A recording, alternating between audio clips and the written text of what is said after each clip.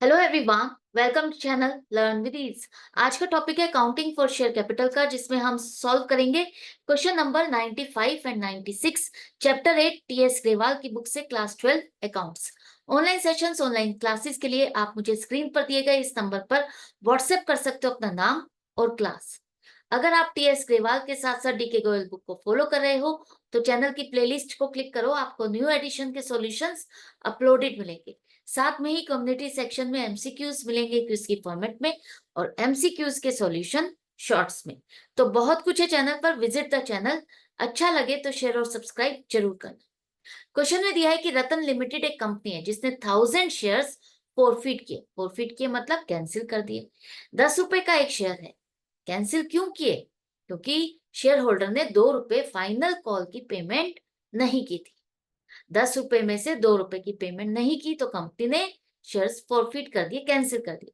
Company ने इन shares को दोबारा से रीइश्यू किया, पब्लिक को ऑफर किया, और यहां पर कंपनी ने बाकी बचा हुआ प्रॉफिट, रीइश्यू करने के बाद जो प्रॉफिट बच गया उसे कैपिटल रिजर्व में ट्रांसफर किया, जो कि 5,000 रुपए। आपको बताना है रीइश्यू करने पर कंपनी को कितना पैसा मिला। कैसे निकालोगे? पहले देखो फॉरफिटेड अमाउंट क्या है। आपका ये शेयर 10 रुपए का है, तो 10 रुपए का शेयर कब फॉरफिट किया गया, किस पॉइंट पर फॉरफिट किया? कंपनी ने फाइनल कॉल की डिमांड की और फाइनल कॉल की इसने पेमेंट नहीं की, तभी कंपनी ने इसके शेयर्स को फॉरफिट किया। इसका मतलब फाइनल कॉल तक कंपनी डिमांड कर चुकी है। तो फाइनल कॉल का मतलब है लास्ट पूरे 10 रुपए तक कंपनी डिमांड कर चुकी है, तो कॉल्ड अप आपकी आ गई 10 रुपए। फेस वैल्यू 10 रुपए में पूरे 10 रुपए कंपनी डिमांड कर चुकी है। शेयर होल्डर ने कितना पैसा दिया और कितना नहीं? 10 रुपए में से उसने फाइनल कॉल के 2 रुपए नहीं दिए, इसका मतलब बाकी 8 रुपए कंपनी को मिल चुके हैं। तो जो कंपनी को पैसा मिल चुका होता है, अगर कंपनी फोरफिट कर रही है शेयर और उसके पास जो पैसा शेयर होल्डर का आ चुका होता है, वो कंपनी उसे रिफंड नहीं करती, वो अपने पास रखती है, और वही आपकी फोरफिटेड अमाउंट होती है। तो ₹8, 8 रुपए हर शेयर का फोरफिटेड अमाउंट है। तो अगर 1000 शेयर्स फॉरफिट किए गए तो 1000 शेयर्स का फॉरफिटेड अमाउंट आपका हो गया 8,000। अब इस अमाउंट का कंपनी करती क्या है? कंपनी जब इन शेयर्स को रीइश्यू करेगी तो रीइश्यू करने पर अगर उसको नुकसान होता है तो वो उस नुकसान को इसी पैसे से एडजस्ट करती है, और एडजस्ट करने के बाद जो पैसा बच जाता है उसे फाइनली कैपिटल रिजर्व में ट्रांसफर करती है। यही करती है ना, यही दो काम करती है। पहला लॉस से एडजस्ट करती है, और बाकी बचे हुए पैसे को कैपिटल रिजर्व में ट्रांसफर करती है।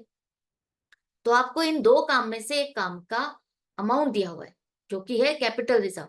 मतलब कंपनी ने लॉस एडजस्ट करने के बाद जो पैसा बचा वो कैपिटल रिजर्व में ट्रांसफर किया, जो कि आपको दिया है 5,000 रुपए। तो अगर हम 8,000 में से 5,000 माइनस कर दे जो कैपिटल रिजर्व में ट्रांसफर किया, कैपिटल रिजर्व में फाइनल गेन होता है कंपनी का। रीइश्यू करने के बाद जो पहले वाले शेयर होल्डर का पैसा बच गया वो final gain company capital reserve में ट्रांसफर करती है। तो 8,000 में से 5,000 कैपिटल रिजर्व में ट्रांसफर कर दिए, तो बाकी 3,000 का कंपनी ने क्या किया? कंपनी ने लॉस के साथ एडजस्ट किया।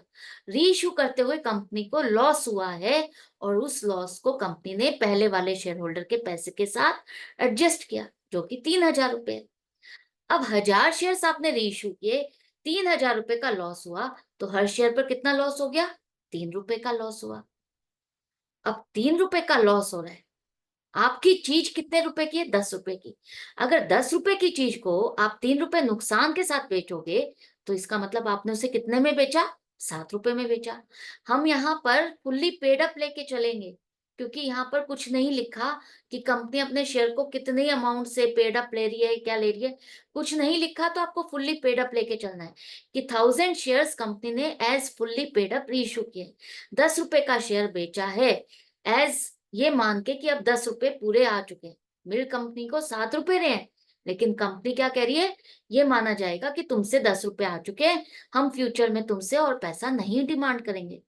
तो कंपनी अगर अपना सामान 10 रुपए का नुकसान में बेच रही है, 7 रुपए में बेच रही है, तो उसे अपना पैसा जो लॉस का है खुद ही एडजस्ट करना पड़ेगा। वही लॉस कंपनी ने पहले वाले शेयर होल्डर के पैसे से एडजस्ट किया। जो कि हमारा 3,000 रुपए। तो अब कंपनी को अगर 7 रुपए हर शेयर पर मिले, रीइश्यू किए ना कंपनी ने, तो नए शेयर होल्डर से 1,000 शेयर्स पर 7 रुपए के हिसाब से 7,000 रुपीज कंपनी को रिसीव हुए। तो amount realised from reissue of shares 7,000। तो जब कॉन्सेप्ट क्लियर होते हैं तो चाहे क्वेश्चन कैसे भी घूम कर आ जाए, हम इजीली सॉल्व कर सकते हैं। अब देखो क्वेश्चन नंबर 96, सेम है बस थोड़ा सा ट्विस्ट है, तो ध्यान से समझना। यहाँ पर कंपनी ने क्या किया, स्वस्थ लिमिटेड कंपनी ने 2,000 शेयर्स को कैंसिल कर दिया, फोरफिट कर दिया। 10 रुपए का एक शेयर है, शेयर होल्डर ने फाइनल कॉल 3 रुपए की पेमेंट नहीं की, इसलिए कंपनी ने नाराज होकर इसके शेयर्स को कैंसिल कर दिया। अब इन 2,000 में से कंपनी ने पूरे 2,000 शेयर्स रीइश्यू नहीं किए, 1,500 शेयर्स को रीइश्यू किया। और रीइश्यू करने के बाद जो गेन बचा, कंपनी को प्रॉफिट बचा, वो कैपिटल रिजर्व में कितना ट्रांसफर किया, 7,500। आपको रीइश्यू करने पर शेयर होल्डर से कितना पैसा मिला, यही आपको बताना है। तो सेम प्रोसीजर यहाँ पर देखो, आपकी फेस वैल्यू 10 रुपए है और फाइनल कॉल के बाद अगर कंपनी फोरफिट कर रही है, इसका मतलब पूरे 10 रुपए कंपनी डिमांड कर चुकी है। तो 10 रुपए में से शेयर होल्डर ने 3 रुपए नहीं पे किए, लेकिन 7 रुपए तो इसका मतलब शेयर होल्डर ने पे किए हैं और कंपनी ने वही पैसा उसको रिफंड नहीं किया। तो 7 रुपए हर शेयर पर कंपनी के पास बचा हुआ है। 2,000 शेयर्स पर 7 रुपए के हिसाब से 14,000 रुपए बने, जो कि कंपनी के पास एज इट इज अमाउंट बच गई है, पहले वाले शेयर होल्डर की, उसको रिफंड नहीं कर रही।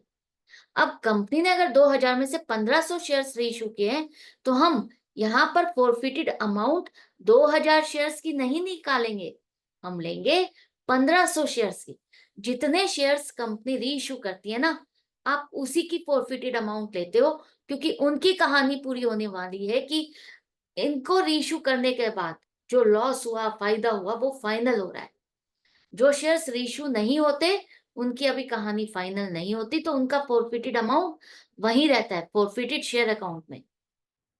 तो फोरफिटेड शेयर अकाउंट में जो 14,000 रुपए है, उसमें से आप 10,500 पर वर्किंग करोगे, उसकी कैलकुलेशन को चेक करोगे। 1,500 शेयर्स पर 7 रुपए कंपनी के पास बचे, 10,500 रुपए। कंपनी ने इसमें से 7,500 रुपए कैपिटल रिजर्व में ट्रांसफर किए, मतलब ये कंपनी को इतना पैसा इसमें बच गया। कंपनी को रीइश्यू करते हुए लॉस जो हुआ 3,000 का एडजस्ट करने के बाद 7,500 रुपए बचे, जो कि कंपनी ने कैपिटल रिजर्व में ट्रांसफर किए।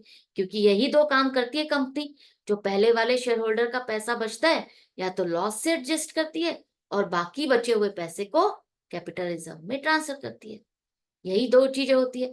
तो आपको दिया है कैपिटल रिजर्व में हमने इतना पैसा ट्रांसफर किया, इसका मतलब ये प्रॉफिट था, बचा हुआ पैसा जो आपने कैपिटल रिजर्व में ट्रांसफर किया, तो बाकी लॉस लॉस हुआ कंपनी को रीइश्यू करते हुए। 1,500 शेयर्स को रीइश्यू करते हुए 3,000 का लॉस हुआ, तो हर शेयर पर कितने रुपए का लॉस हुआ, 2 रुपए का। अब कंपनी ने अपना 10 रुपए का शेयर 2 रुपए के लॉस के ऊपर बेचा, तो इसका मतलब कंपनी ने कितने रुपए में रीइश्यू किया, 8 रुपए में।